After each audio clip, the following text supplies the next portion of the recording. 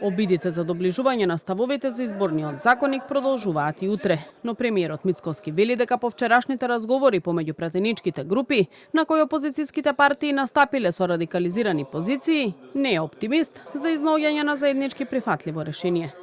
На вчерашната средба ВМРО ДПМН понуди наместо по електронски пат гласањето од дијаспората да се одвива преку пошта, но дел од опозицијските партии побарале одлуката за тоа да се носи со консензус во ДИК.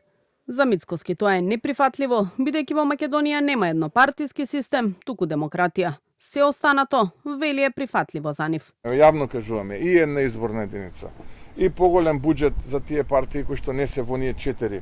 Нека има, нека се рекламираат, ако им дошло до парите, еве, нека биде и тоа само да го поминеме на изборниот законник, но очигледно дека таму кај тие политички партии свесни за поразот на следните парламентарни избори постои страв и се обидуваат да го бойкотираат за да не испорачаме 10 од 10 индикатори од реформската агенда во ред. 9 од 10 ќе има.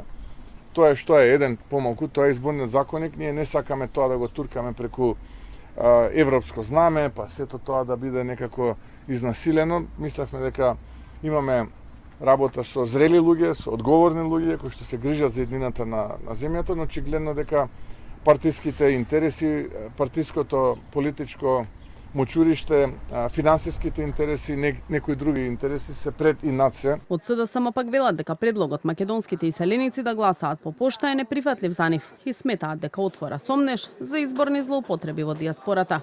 Бараат решение за начинот на кој ќе се гласа во дијаспората да се изнајде во рамки на ДИК.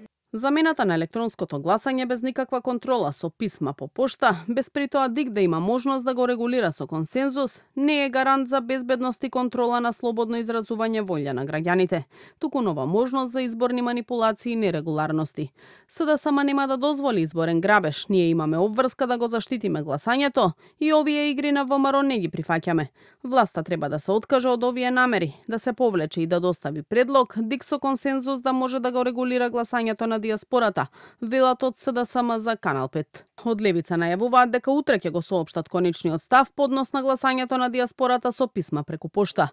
Од Алијансата на Зијадин Села пак веќе посочија дека предлогот е прифатлив за нив, но бараат освен на председателски, дијаспората по пошта да може да гласа и на локални избори. За измените на изборниот законник кои се дел од реформската агенда, СДСМ и левица поднесоа на 13.000 амандмани во Комисијата за политички системи и односи меѓу заедниците. Собранието има уште 10 дена рок да го донесе новиот изборен законник, односно до 15 јули, кога и официјално ќе се испрати извештајот за реформскиот напредок на државата до Европската комисија.